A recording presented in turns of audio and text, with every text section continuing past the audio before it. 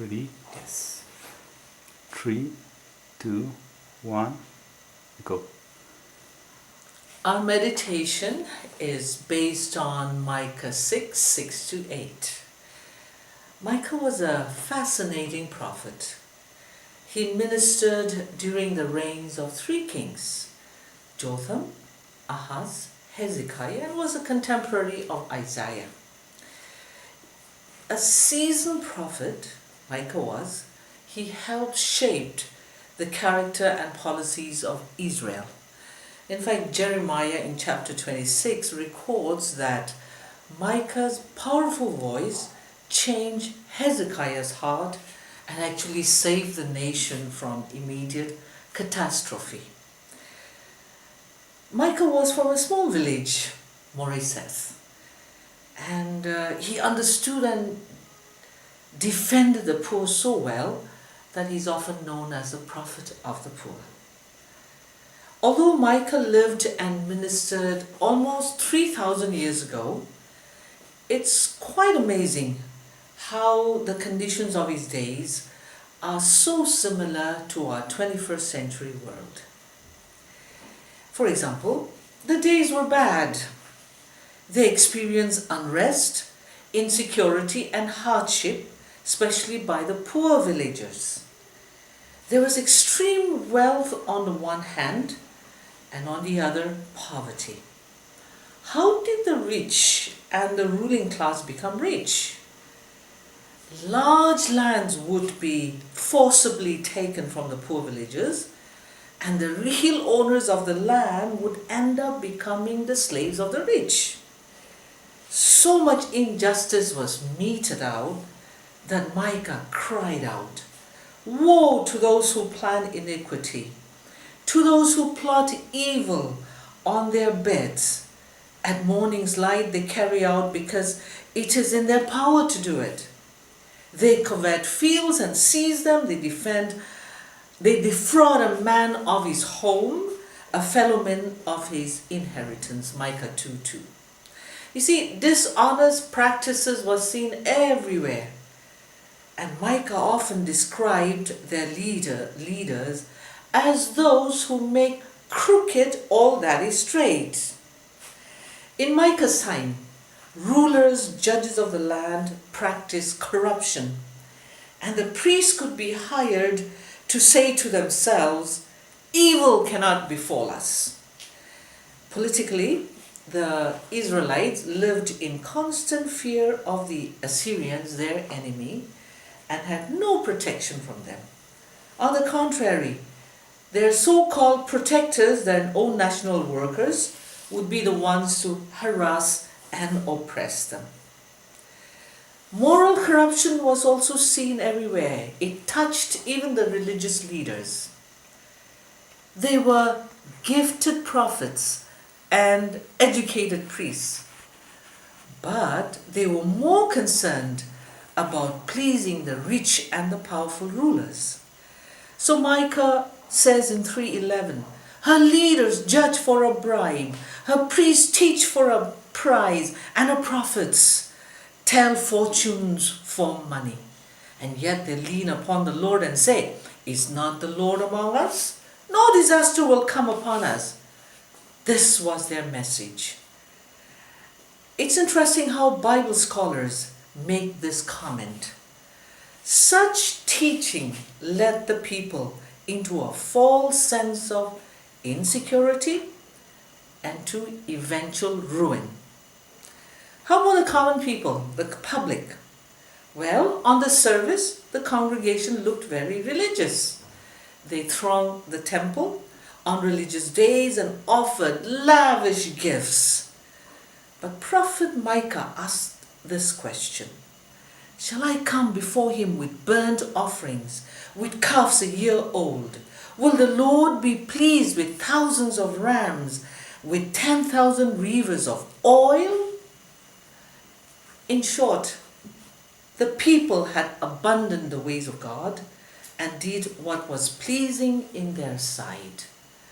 Jerusalem and Samaria, the capitals of the two Jewish kingdoms, had become centers of idol worship and bad living.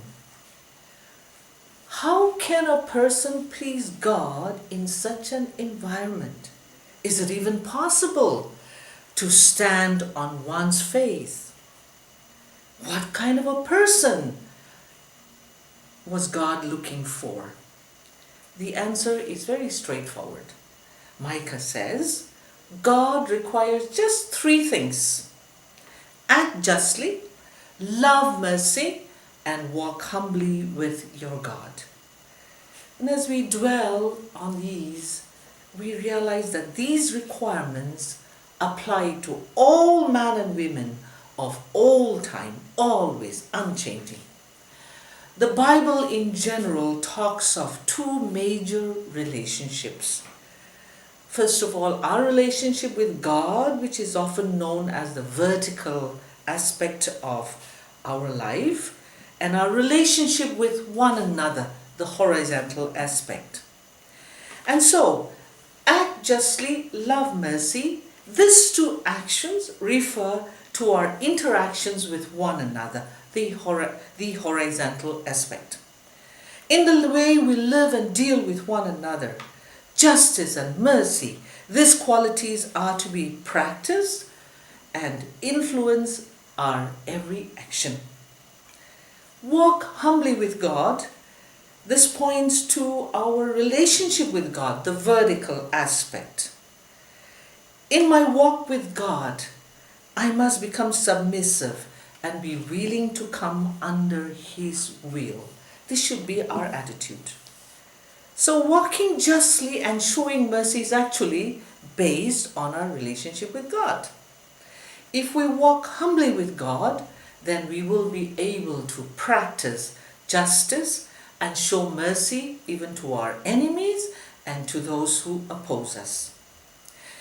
Understanding these three requirements is very important if we want to live a life that will please God and honor Him. So first of all, walking humbly with God. It simply means to submit to God and His ways. It means saying no to ourselves. It is not getting independent to run our lives. Self-rule, self-seeking is out. God cannot rule our lives if we want to be our own gods. And honestly, that's man and women's main problem, to be our own gods. Self-rule will lead to self-destruction. When we do not humble before God, simply live the way we like, the outcome is scary. Romans 1:28-31 tells it all. And this is happening in our land. We cannot solve our own problems if we want to be lords of our lives. We must be willing to come under God and walk humbly with Him. Secondly, do justly. It simply means be truthful. Justice means doing what is right, doing what is just, treating others in fairness, not exploiting or oppressing them, neither cheat nor demean them. If we ask the question, does justice flourish in our land? No, if we are honest. Justice, like the prophet Amos says in 5:24, justice is not flowing like a mighty river in our land.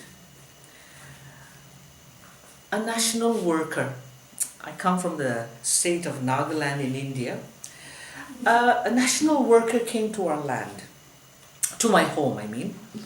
My husband wasn't home, so I ended up talking to him. And his story unfolded. He has done his master's study from Delhi University, and with great difficulty, because his parents were from the village, and they worked hard to support him. But he was determined to get a good job. And so he passed and came home and did some state exams for administrative jobs. And all these 3 times he passed the written exams. But when he came to the oral final interview, he said, I didn't have enough money to pay the members, so I failed the exam. And so he worked as a private teacher but the pay was not enough to sustain his family. And out of deep frustration, he joined the so-called the underground movement and became a national fighter, national worker. I could tell he was very intelligent, but now a life frustrated, spoiled, and one could say he had problems with alcohol. And the thought came to me, sadly, and thought to myself, here is the fruit of a nation that practices corruption. Love truth, fight corruption, let justice become your everyday clothes to wear. And this is what our Lord God requires. Do justly. Love mercy, the third component. Show compassion. Have concern for the poor, the downtrodden. Even to those who do us wrong, have mercy on them. And this is what God requires of you and I. To have mercy and compassion, I believe, is to have the character of God. A person who shows mercy is really being like God. I think the Bible, particularly even in the Old Testament, it's full of references where God is a God of mercy. God is a God of compassion. And come to think of it, because of his great mercy, aren't we here today? Even Jesus himself said in Luke 6:36, be merciful, just as your Father is merciful. I heard this very powerful story, and I'll try to make it short. A drunken driver killed an only daughter of a single mom. The daughter was just 22. Oh, she was loved by her family, friends, and neighbors, and one could tell she was such an intelligent and a promising girl. But she was just killed just like that one night by this drunk man. The mother received this call late at night saying, come to the hospital. And she found her dead. She was devastated and lived like a dead person for months on. Oh, how he hated this man, the driver, Eric. He was tried and was sentenced to 22 years in prison. And some sort of a relief came over her, but she was still not a happy person. You see, this mother was a Christian, and God worked in her heart. And one day she made this decision to forgive this man. So she shared this thought, this conviction she had with her family members, and they supported her. So she went to him in prison after all the details were worked out, and she was allowed to meet him. So in front of all these jail authorities and her family members, she walked over to him, shook his hands and said, I forgive you, and hugged him. She experienced such joy, as those who forgive know about it. There's such joy in forgiveness. She had such a sense of freedom in her. She felt like she was the prisoner being released from these months and months of being in bondage because she could not forgive. You know what? She went a step further. She and 11 members of her family went to court and pleaded with a judge to cut his sentence by half. What was happening? The mother's forgiveness had touched this man very deeply. He became a Christian and was showing exemplary behavior in prison. The judge granted the mother's request and cut the sentence in half, and he was released. What sensational news that became! Everyone heard of the story, who forgave the drunken man who murdered her daughter. Love mercy, show forgiveness, because Christ has made this possible for us. God has shown you what is good, O man, O woman. And what does God require of you? to act justly and to love mercy and to walk humbly with God. If we, by the grace and power of our Lord Jesus Christ, commit ourselves to do this, I surely believe the Lord will bless us and heal our land and make us a mighty people, the people of God. Amen. That's it.